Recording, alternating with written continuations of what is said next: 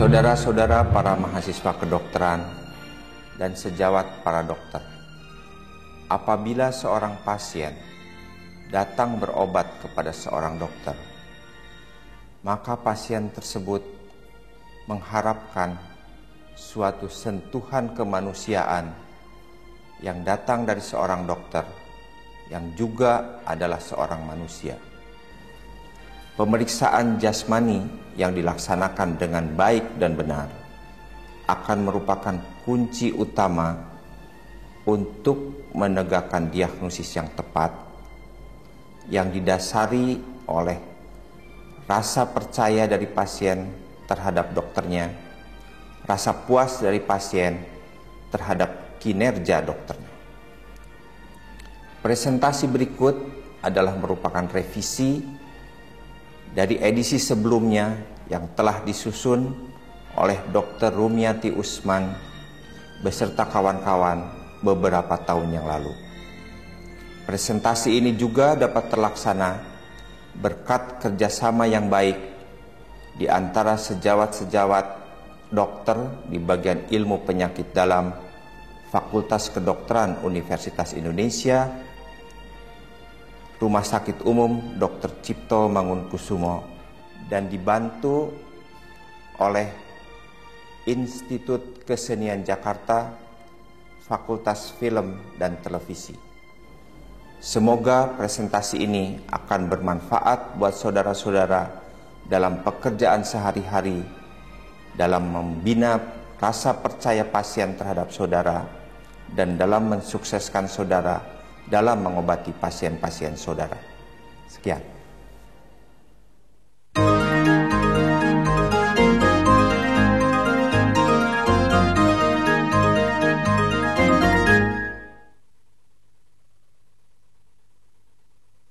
Saudara-saudara sekalian, selain anamnesis yang baik, pemeriksaan jasmani yang baik, cermat, dan teliti sangat membantu untuk menegakkan diagnosis dan menyelesaikan masalah pasien. Pada kesempatan ini akan diperagakan cara pemeriksaan jasmani umum. Pemeriksa berdiri di sisi kanan pasien untuk dapat memanfaatkan keterampilan tangannya secara maksimal untuk pemeriksaan jasmani. Pasien diminta membuka penutup tubuh secukupnya agar dapat dilaksanakan pemeriksaan dengan cermat dan teliti. Saat pasien dipersilakan masuk, sudah sekaligus dinilai cara berjalan pasien, keadaan gizi pasien secara umum, serta taksiran umur pasien.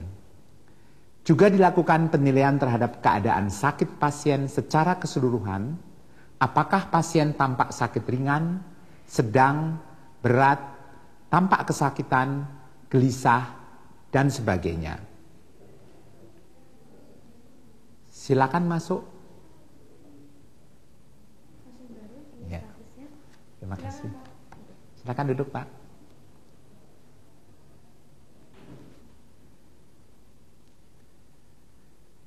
Pada pasien ini, secara keseluruhan pasien tampak berumur separuh baya, tidak gemuk, dan tidak tampak sakit, juga tidak tampak gelisah. Sesudah menilai secara keseluruhan, dinilai tingkat kesadaran pasien. Seperti saudara ketahui, derajat penurunan kesadaran pasien dapat apatis sampai koma.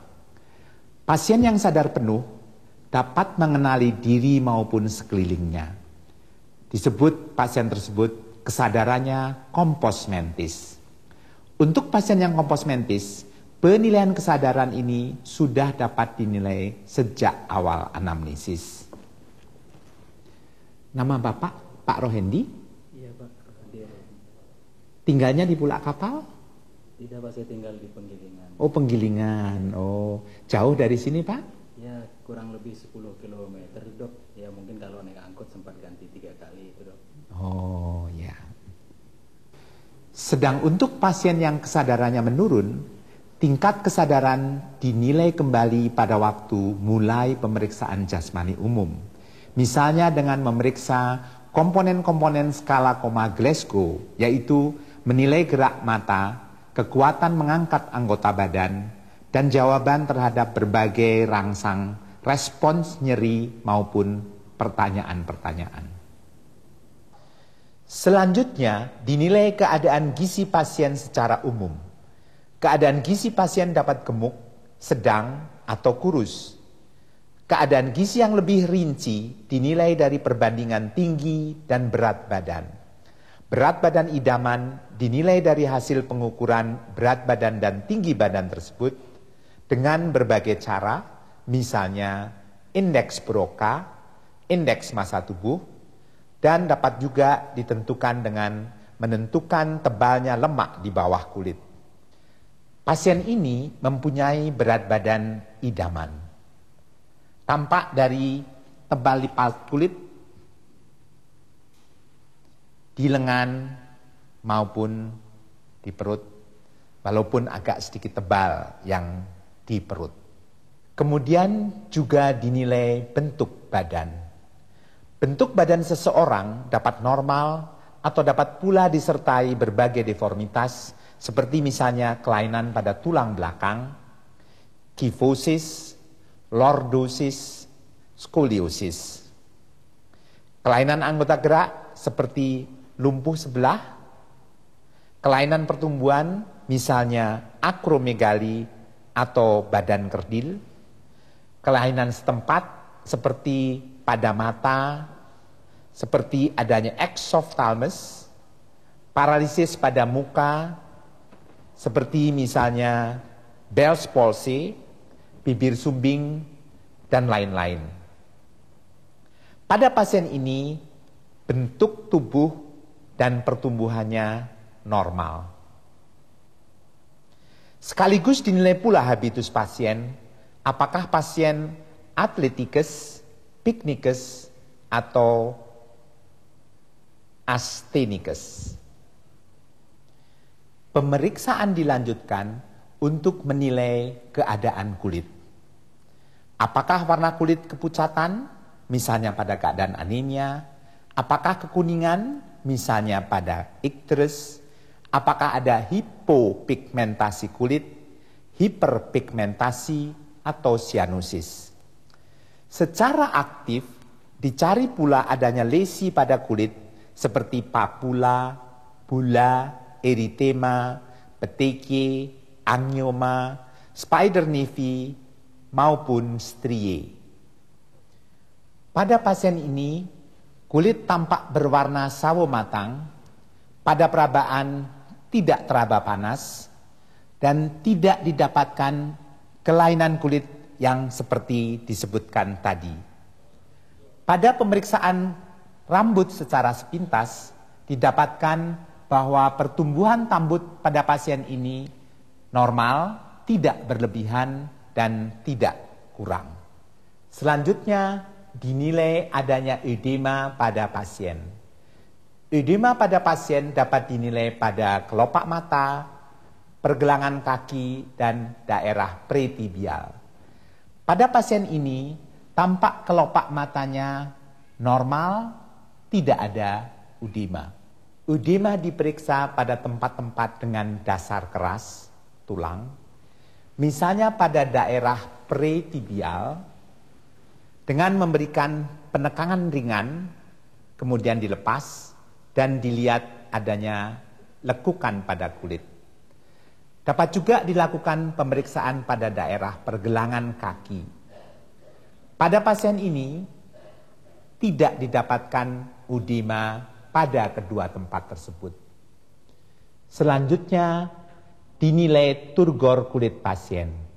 Dapat dinilai pada dinding perut, dada, ataupun lengan. Perhatikan cara memeriksa turgor kulit. Jika kulit diangkat dan kemudian dilepas, akan kembali dengan cepat, menunjukkan adanya hidrasi yang baik. Pemeriksaan edema juga dilakukan di daerah sakrem. Pada pasien ini, tidak didapatkan edema pada daerah sakrem tersebut. Kemudian dilakukan pemeriksaan kelenjar getah bening submandibula dan preaurikular. Pemeriksaan kelenjar getah bening submandibula dikerjakan di bawah mandibula dari depan ke belakang, kiri maupun kanan. Demikian juga kelenjar getah bening preaurikular. Kemudian di pemeriksaan dilanjutkan dengan pemeriksaan kelenjar getah bening di depan dan di belakang otot sternocleidomastoides, dan dilanjutkan dengan pemeriksaan kelenjar getah bening supraklavikular. Pada pemeriksaan ini, pada pasien tidak didapatkan pembesaran kelenjar getah bening pada daerah-daerah tersebut. Dinilai pula keadaan kelenjar aksila kiri, aksila kanan, inguinal kiri, dan inguinal kanan. Perhatikan cara pemeriksaan kelenjar getah bening daerah aksila kiri,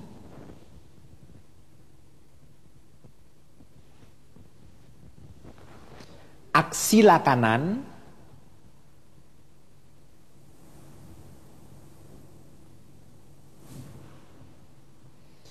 inguinal kiri,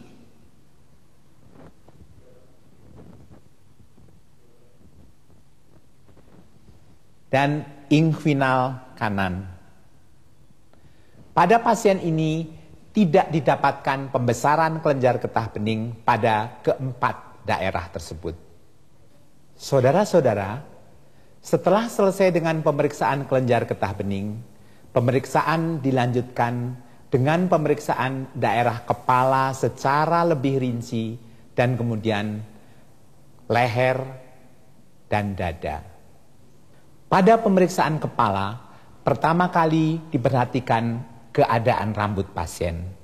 Diperhatikan apakah ada daerah-daerah yang botak atau mudah rontok atau mudah dicabut. Diperhatikan dari arah depan, dari arah samping, kiri maupun kanan, dan juga dari belakang. Selanjutnya diperiksa muka pasien, apakah tampak wajar, tampak kesakitan, dan keadaan wajahnya simetris. Pada pasien ini tampak wajar, tidak tampak kesakitan, dan mukanya simetris. Selanjutnya diperiksa adanya nyeri tekan atau nyeri ketok pada daerah sinus frontalis, sinus maxillaris, dan kemudian prosesus mastoides. Perhatikan cara pemeriksaannya. Ini sakit nggak Pak? Tidak. Tidak. Ini sakit nggak Pak? Tidak. Ini? Tidak. Ini sakit nggak? Tidak. Ini? Tidak. Ini? Tidak. Oke. Dilanjutkan dengan pemeriksaan pada proses mastoides. Pada pasien ini tidak didapatkan nyeri tekan pada ketiga daerah tersebut. Pemeriksaan dilanjutkan dengan memeriksa mata secara lebih rinci. Diperhatikan bentuk mata dari depan, apakah ada exophthalmos, apakah mata tampak lebih melotot, apakah mata tampak udema, apakah ada kelainan pada bulu mata, apakah ada santelasma. Kemudian pasien diminta membuka mata dan juga menutup matanya. Dilihat bagaimana kelopak matanya. Pemeriksaan juga dilakukan dari samping. Buka matanya Pak. Iya. Oke. Saudara dapat melihat bahwa bentuk mata pasien ini normal.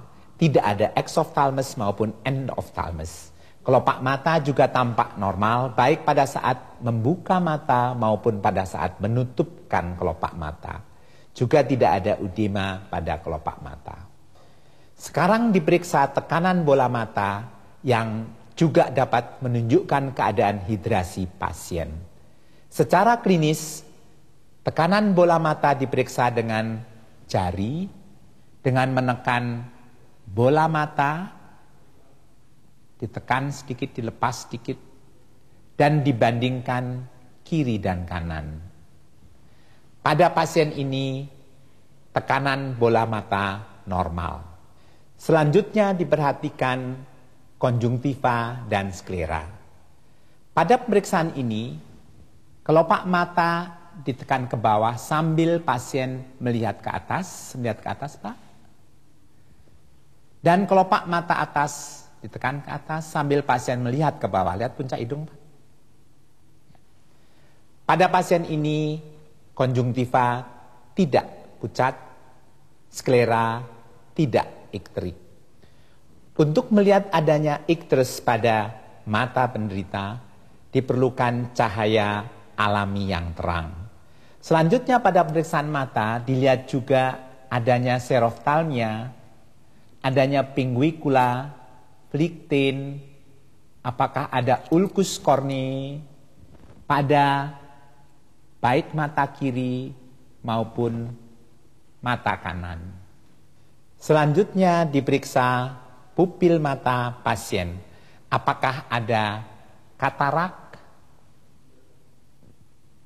Apakah sama besar dan bentuknya kedua mata? Dan apakah refleks cahayanya normal pada kedua mata? Pada pasien ini refleks normal kedua mata, sama besar, isokur, dan tidak didapatkan katarak. Selanjutnya pada mata juga diperiksa ketajaman penglihatan mata. Untuk pemeriksaan ketajaman penglihatan mata dipakai chart atau kartu khusus. Mengenai pemeriksaan dengan cara khusus ini akan diperhatikan lagi nanti di bagian mata. Secara sederhana, klinis bedside, ketajaman penglihatan dapat diperiksa dengan menanyakan pada pasien beberapa huruf. Misalnya, itu tulisan apa Pak? Pada. Ya, benar. Jadi, ketajaman pasien ini cukup baik. Untuk pasien dengan ketajaman penglihatan yang buruk, dapat dipergunakan jari pemeriksa untuk memeriksa ketajaman penglihatannya. Orang dengan ketajaman penglihatan normal dapat membedakan jari, menghitung jari pada jarak 60 meter. Jika pasien hanya dapat menghitung atau membedakan pada jarak 1 meter, berarti ketajaman penglihatannya hanya 1/60. Ini lihat Pak? Lihat. Berapa? 1, Ini? 2, Ini? 3, Ya. Pasien ini ketajaman penglihatannya lebih dari 2/60. Untuk pemeriksaan telinga, hidung, dan mulut, pasien diminta untuk duduk. Duduk, Pak. Oke, kakinya ke sini. Ya. Pada inspeksi daerah telinga, dilihat daun telinganya, adakah tofi, adakah deformitas, kemudian diperiksa kelenjar getah bening preaurikular dan juga nyeri tekan pada prosesus mastoideus. Untuk inspeksi telinga tengah dipergunakan lampu sorot senter, telinga sedikit ditarik ke belakang untuk dapat melihat liang telinga dengan lebih jelas. Membran timpani akan tampak sebagai suatu membran yang bening dan memantulkan cahaya pada keadaan normal. Untuk telinga tengah, adanya infeksi dapat dilihat dengan menarik telinga keluar sedikit. Ini sakit, Pak? Tidak. Kalau ada sakit, dikatakan ada otitis eksterna. Selanjutnya diperiksa fungsi pendengaran pasien. Uji fungsi pendengaran pasien dapat dilakukan bedside sederhana dengan cara berbisik atau mendengarkan detik arloji.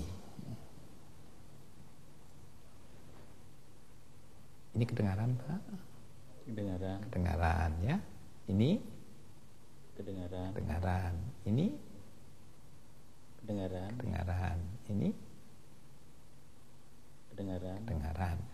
Pada keadaan normal, detik arloji masih terdengar sampai jarak mulai 12,5 sampai 37,5 cm dengan rata-rata antara 15 sampai 20 cm.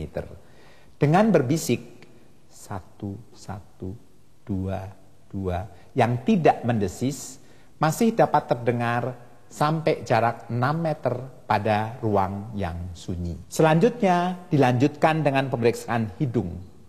Pada pemeriksaan hidung juga dimanfaatkan palpasi, inspeksi, dan pemeriksaan dengan penunjang. Pemeriksaan hidung adanya saddle nose yang melekuk karena destruksi tulang merupakan salah satu tanda khas untuk penyakit kusta. Kemudian liang hidung dilihat dengan senter. Diperhatikan apakah ada deviasi septum, apakah ada pembesaran kongka, sekret, ataupun tanda radang yang lain. Kemudian pemeriksaan dilanjutkan dengan meminta orang untuk meniup dan bernafas. Tiup, tarik nafas. Dengan satu lubang hidung ditutup, tiup, tarik nafas. Kiri dan kanan, dan kemudian diminta membandingkannya. Gimana, ada beda kiri dan kanan? Tidak ada. Jadi pada kedua liang hidung sama, tidak ada obstruksi. Pada keadaan obstruksi, jelas nyata dapat dirasakan oleh pasien bahwa salah satu tidak sama pada waktu menarik nafas ataupun meniup udara. Selanjutnya dilakukan pemeriksaan bibir dan rongga mulut. Di sini juga dimanfaatkan keterampilan inspeksi, indera penciuman, dan dengan bantuan alat spatula lidah dan lampu sorot. Pada bibir dapat dilihat dan diperhatikan apakah ada sianosis, apakah bibirnya pucat, apakah ada tanda radang di sekitar atau di sudut bibir. Adanya vesikel pada sudut bibir yang merupakan tanda herpes. Pada pasien ini tidak didapatkan kelainan tersebut. Berbagai bau khusus dapat tercium dari mulut pasien. Bau obat dengan minuman keras, bau aston, bau amonia, vetor hepatik, semua dapat disimak dan diamati dengan baik. Bau busuk dapat tercium pada pasien abses paru. Lebih ke dalam sedikit, perlu diperhatikan selaput lendir mulut, gigi geligi, dan lidah pasien. Pada selaput lendir mulut dilihat apakah ada tanda radang, stomatitis, afte atau ulkus. Dilihat pula kemungkinan adanya bercak leukoplakia. Pada pasien ini juga tidak didapatkan kelainan. Pada pemeriksaan gigi geligi perlu diperhatikan jumlah dan letak gigi geligi, adanya gigi yang busuk ataupun akar gigi, dan juga kemungkinan adanya abses periodontal, serta kemungkinan adanya nyeri ketok pada gigi yang meradang.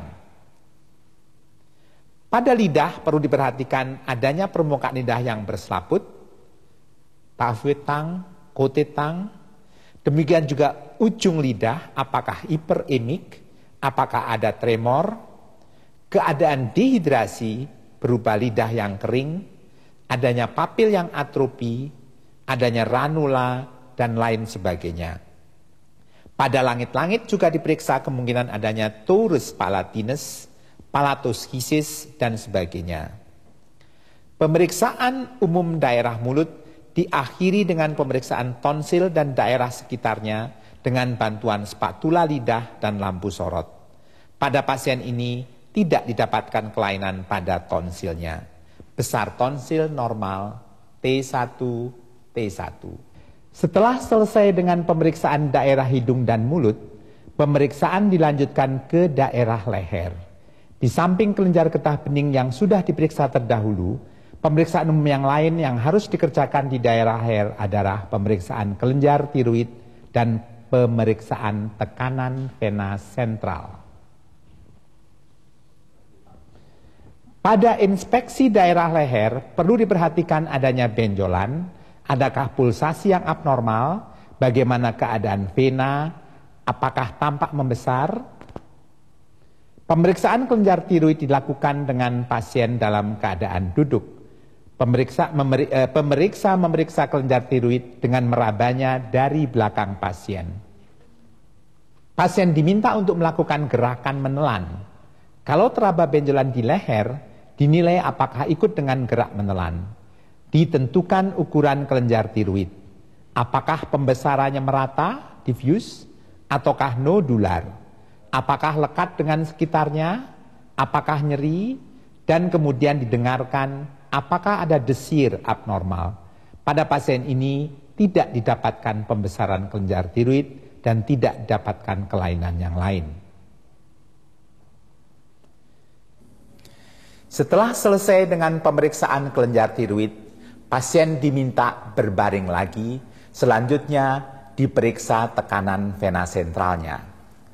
Posisi pasien dibuat sedemikian rupa sehingga leher tampak jelas. Kepala membentuk sudut kurang lebih 30 derajat dengan bidang horizontal. Pada posisi tersebut, umumnya vena jugularis externa dapat tampak dengan jelas. Jika tidak tampak dengan jelas ataupun terlalu tinggi, kepala pasien dapat diubah posisinya, dinaikkan atau diturunkan sedemikian rupa sehingga mendapatkan visualisasi vena jugularis externa yang optimal untuk pemeriksaan. Pada kesempatan ini juga kemudian dapat sekaligus diperiksa adanya kaku kuduk pasien ataupun adanya nyeri di daerah leher lain, dan juga dapat diulang bila perlu pemeriksaan kelenjar getah bening leher pada posisi berbaring ini. Pemeriksaan tekanan vena jugularis. Pengukuran tekanan vena jugularis dapat ditentukan secara tidak langsung menurut Lewis dan Borst. Ditentukan vena jugularis externa dengan menekan di daerah proksimal dekat klavikula, penekanan pertama. Vena jugularis menjadi tampak jelas melebar. Kemudian dilakukan penekanan di sebelah atas dekat mandibula. Penekanan kedua. Kemudian penekanan pertama dilepaskan. Dilihat pengisian vena jugularis dalam keadaan inspirasi biasa. Ditentukan jarak titik pengisian tersebut dengan bidang acuan. Bidang acuan adalah bidang datar yang melalui Angulus Ludovisi sejajar dengan bidang horizontal. Ditentukan jarak dari pengisian ke bidang horizontal tersebut.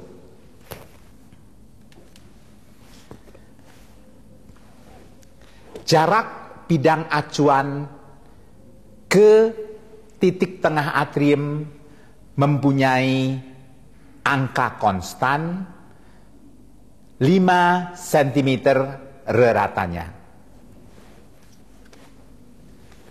Pada pasien ini, jarak titik pengisian dengan bidang datar acuan tersebut 2 cm. Jadi, tekanan vena jugularis pada pasien ini adalah 5 minus 2 cm. Pada gagal jantung kanan yang hebat, vena jugularis dapat terisi penuh sampai mandibula. Posisi tubuh ataupun kepala pasien dapat ditegakkan agar pengisian terletak kurang lebih pada pertengahan leher. Sebaliknya, jika titik pengisian terlalu rendah, posisi tubuh kepala dapat diturunkan. Pengukuran tekanan vena jugularis dapat dipakai untuk menentukan adanya gangguan gagal jantung kanan saja. Untuk menentukan adanya gagal jantung kiri, yaitu bendungan vena pulmonalis, diperlukan pemeriksaan khusus dengan kateterisasi memakai kateter Swan-Ganz. Pemeriksaan anggota gerak. Pemeriksaan anggota gerak meliputi pemeriksaan inspeksi, palpasi, memeriksa gerak dan kekuatan otot, memeriksa sensitivitas dan refleks. Pada inspeksi perlu diperhatikan bentuk dan ukuran lengan, tungkai, kaki, juga dibandingkan kiri dan kanan. Perlu pula diperiksa adanya luka-luka, tumor, jaringan parut, adanya daerah yang hiperemik, udema, varises, palmar erythema, clubbing finger. Juga perlu dinilai keadaan sendi-sendi, apakah ada radang, apakah ada deformitas. Pada pemeriksaan palpasi dilakukan juga pemeriksaan terhadap denyut nadi, pemeriksaan konsistensi otot, pemeriksaan nadi perifer. Pemeriksaan nadi perifer dapat dilakukan pada arteria radialis, arteria brachialis, arteria dorsalis pedis, arteria poplitea, dan juga pada arteria femoralis. Pemeriksaan nadi dilakukan dengan 2 atau 3 jari. Ditentukan frekuensi nadi,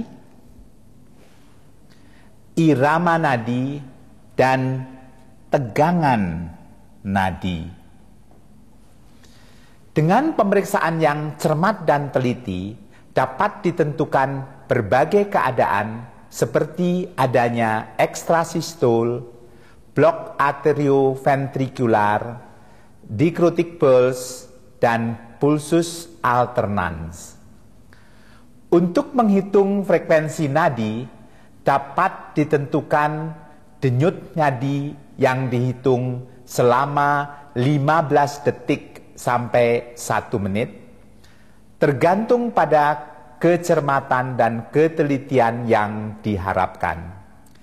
Ditentukan pula adanya pulsus defisit dengan membandingkan frekuensi nadi yang dihitung pada arteria radialis dengan yang dihitung pada arteria carotis atau yang dihitung dengan memakai stetoskop pada daerah jantung.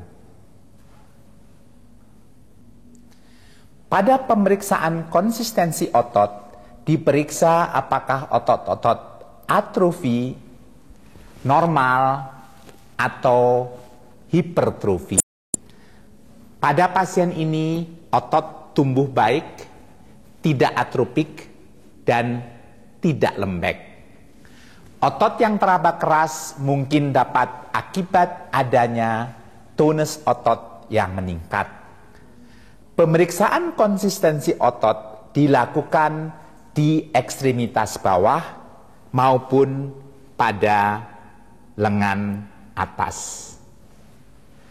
Pada pemeriksaan palpasi dapat pula diperiksa saraf ulnaris di belakang kondilus radialis pada sendi siku, saraf radialis ataupun saraf peroneus. Pemeriksaan gerakan otot dapat dilakukan secara aktif. Pasien diminta menggerakkan anggota geraknya dan ditanyakan apakah ada nyeri atau hambatan pada gerakan tersebut. Coba angkat ini. Iya, ke bawah. Iya. Ini angkat ke atas. Iya, lagi. Iya. Ini angkat. Iya, luruskan. Iya. Juga dilakukan pemeriksaan anggota gerak secara pasif.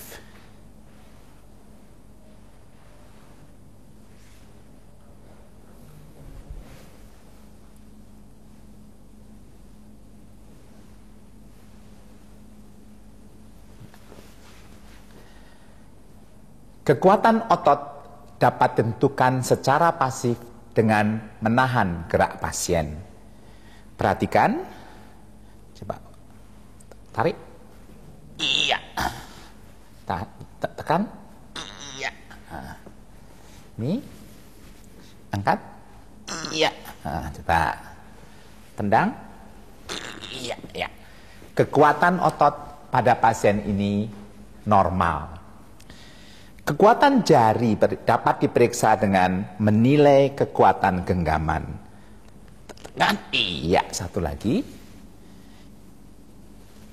Iya, diperiksa dan dibandingkan kiri dan kanan. Kekuatan kaki secara keseluruhan dinilai dari kekuatan otot melawan gravitasi. Jika sama sekali tidak kuat melawan gaya berat bumi, kita katakan kekuatannya 0. Jika dapat mengangkat, angkat ke atas, lurus. Ya, dengan aktif melawan gravitasi, kita katakan kekuatannya Jika hanya dapat diangkat sedikit, hanya sama dengan gravitasi, kita katakan kekuatan ototnya hanya 3. Pada peragaan ini diperiksa beberapa refleks fisiologis dan patologis sederhana. Berbagai refleks khusus akan dipelajari di bagian neurologi. Perhatikan cara memeriksa refleks tendon biceps, refleks tendon triceps, refleks tendon lutut, dan refleks tendon Achilles. Refleks tendon biceps. Perhatikan.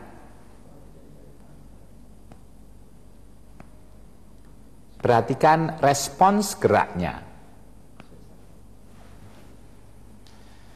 Respons tendon triceps. Perhatikan, kadang-kadang agak sulit. Ini bergerak ke sana.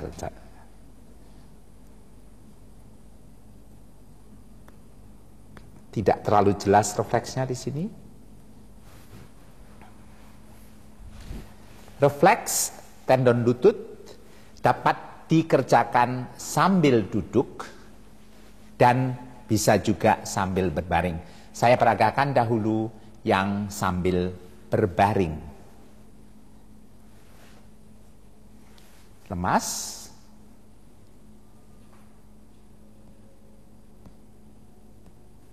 Tampak walaupun tidak ada gerakan di sana, kita bisa memperhatikan gerakan pada musculus quadriceps femoris.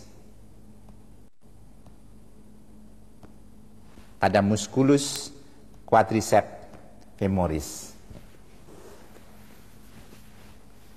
Refleks tendon Achilles. Perhatikan. Mas Job. Perhatikan respons geraknya. Respons geraknya. Oke. Refleks tendon Achilles dapat juga dikerjakan dengan posisi telungkup. Silakan, Coba.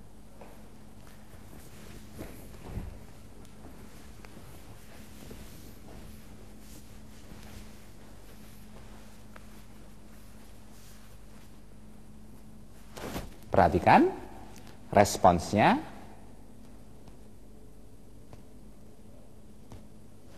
Responsnya. Dan refleks tendon lutut dikerjakan dalam posisi duduk. Silakan. Duduk.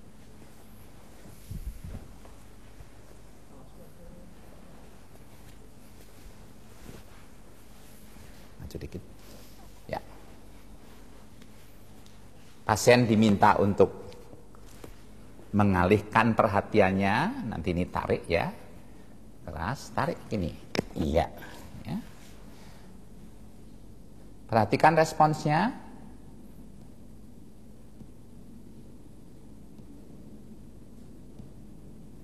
Perhatikan responsnya. Dilakukan keduanya kanan dan kiri.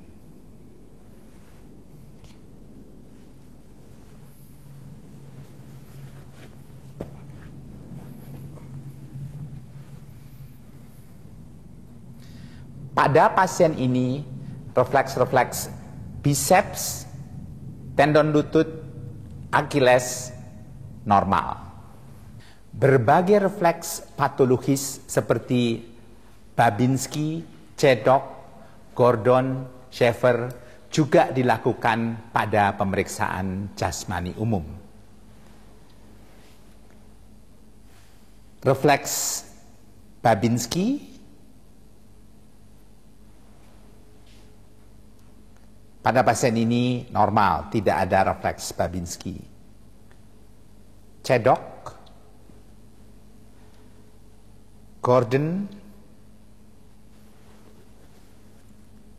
Schaeffer juga tidak didapatkan refleks patologis pada pasien ini. Demikian juga Clonus lutut dan engkel sering diperiksa pada pemeriksaan jasmani umum. Clonus engkel, clonus lutut pada pasien ini negatif. Clonus engkel positif dapat didapatkan misalnya pada pasien dengan koma hepatik. Diperiksa sensibilitas sederhana seperti rasa raba dengan kapas, rasa nyeri dengan jarum kecil. Pemeriksaan dilakukan pada beberapa tempat yang dicurigai. Pada pasien dijelaskan apa yang akan kita kerjakan dan respons atau jawaban yang kita harapkan dari pasien. Ini nanti saya raba dengan ini ya. Nah, kalau terasa bilang ya, kalau tidak, tidak ya. Demikian juga nanti kalau sakit bilang ya, kalau tidak bilang tidak ya.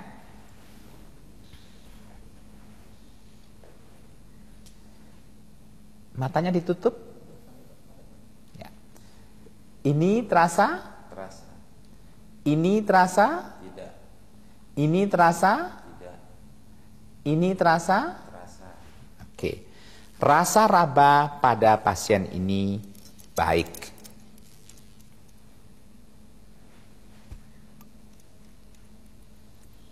Masih ditutup ya. Ini terasa? Terasa. Ini sakit? Terasa. Ini? Tidak. Ini? Tidak. Ini? Terasa. Oke. Rasa nyeri pada pasien ini baik. Perasaan proprioseptif diperiksa dengan garpu tala yang diletakkan pada berbagai tempat dengan dasar tulang yang menonjol, misalnya pada malleolus medius, processus styloideus. Kita tanyakan pada pasien apakah ada terasa getar pada tempat tersebut atau tidak. Kalau ada rasa getar, bilang ya, merem. Ada rasa getar? Ada. Merem? Ada rasa getar? Ada. Ada rasa getar? Tidak. Rasa gerak dan rasa sikap posisi dilakukan dengan cara sebagai berikut. Ini yang diraba, dibilang jari keberapa, kemudian digerakkan kemana? Ke atas atau ke bawah? Ya, coba merem. Ini jari berapa? Jari ibu jari. Ibu jari. Ini digerakkan kemana? Ke atas. Ini digerakkan kemana? Ke bawah. Oke. Ini jari keberapa? Jari kedua. Kedua. Ini digerakkan kemana? Ke atas. Ini digerakkan kemana? Ke bawah. Oke. Ini jari keberapa? Jari kelima. Kelima. Ini digerakkan kemana? Ke bawah. Ini digerakkan kemana? Ke atas. Oke.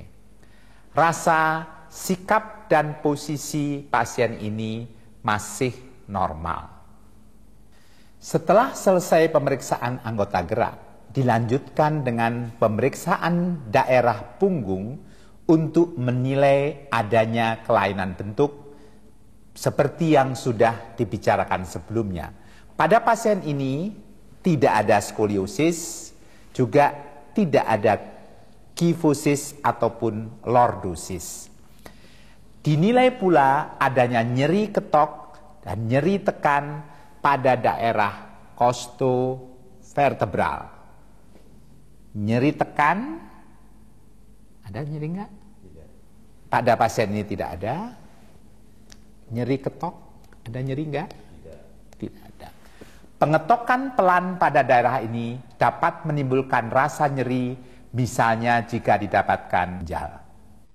Tes Rine dilakukan untuk melihat adanya gangguan konduksi saraf atau konduksi tulang. Garpu tala dibunyikan ringan. dan kemudian diletakkan pada proses mastoideus pasien sampai nyaris pasien tidak mendengar lagi. Masih dengar? Sudah tidak Ini terdengar. tampak pada hantaran proses mastoideus sudah tidak terdengar, tapi pada waktu diletakkan di depan liang telinga masih dapat mendengar kembali. Keadaan ini didapatkan pada keadaan normal atau tuli perseptif. Hantaran melalui udara lebih baik daripada hantaran tulang. Garpu tala yang sudah tidak terdengar lagi saat diletakkan pada proses mastoideus menjadi terdengar kembali saat diletakkan pada liang telinga.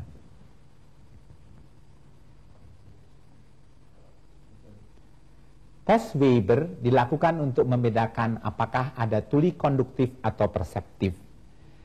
Garpu tala dibunyikan secara ringan, kemudian diletakkan pada puncak kepala atau pada dahi, tengah dahi, dan pasien diminta menetapkan apakah sama kanan dan kiri.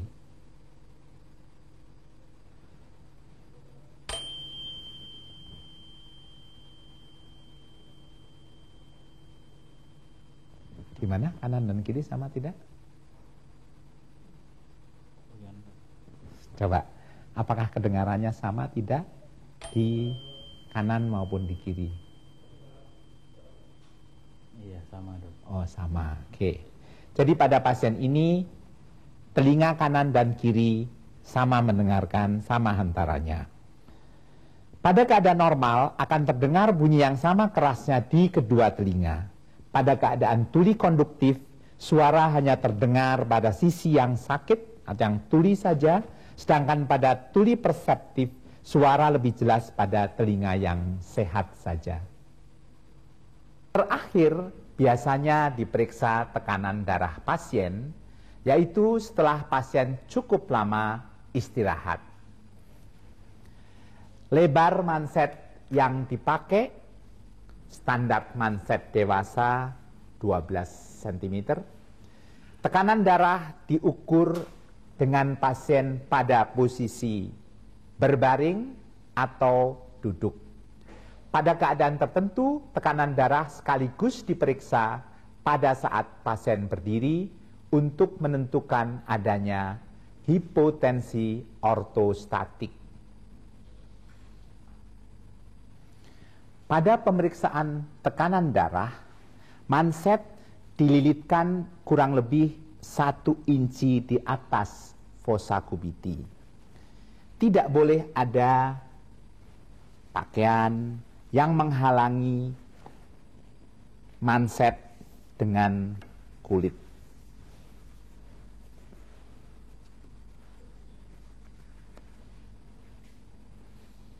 Mula-mula ditentukan tekanan darah sistolik secara palpasi.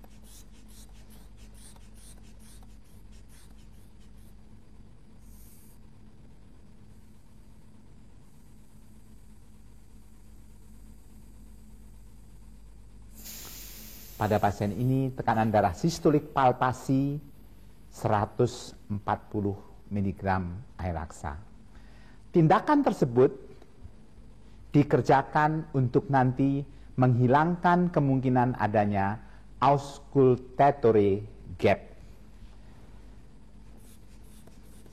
Manset ditekan sampai tekanan darah kurang lebih 20 cm di atas tekanan sistolik palpasi tadi. Kemudian didengarkan dengan stetoskop pada arteri brachialis. Tekanan manset diturunkan perlahan-lahan kurang lebih 2 mm Hg per detak arteri.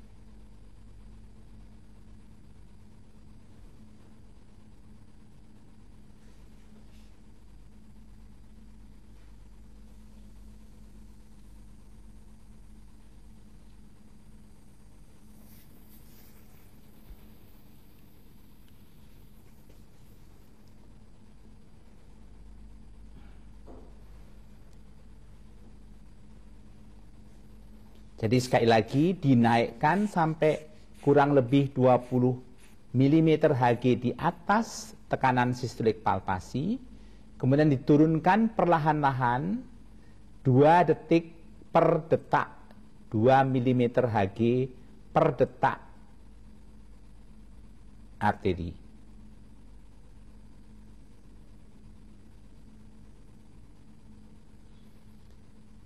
Bunyi yang terdengar pertama, Korotkov 1, adalah tekanan sistolik.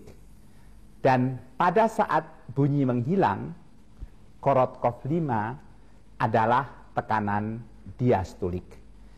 Pada pasien ini didapatkan tekanan darahnya 150/100. Kadang-kadang perlu pula dilakukan tekanan darah di kaki. Pakai manset yang lebih lebar pada di atas ankle dan didengarkan dengan stetoskop, bisa di fossa poplitea kalau mansetnya di daerah paha, dan dapat juga didengarkan di arteria dorsalis pedis. Saudara-saudara, demikianlah cara melakukan pemeriksaan jasmani umum. Kalau diperhatikan secara keseluruhan, pada pelaksanaan pemeriksaan, pasien dapat berbaring, duduk, berbaring lagi. Mengenai urutan pemeriksaan, diusahakan agar dapat dilakukan sehingga menyenangkan pasien. Perlu pula diingatkan sekali lagi bahwa pemeriksaan yang cermat, teliti, dengan teknik yang baku sangat diperlukan agar kita dapat mendapatkan data yang baik yang pada gilirannya dapat membantu menyelesaikan masalah pasien yang minta pertolongan pada dokter.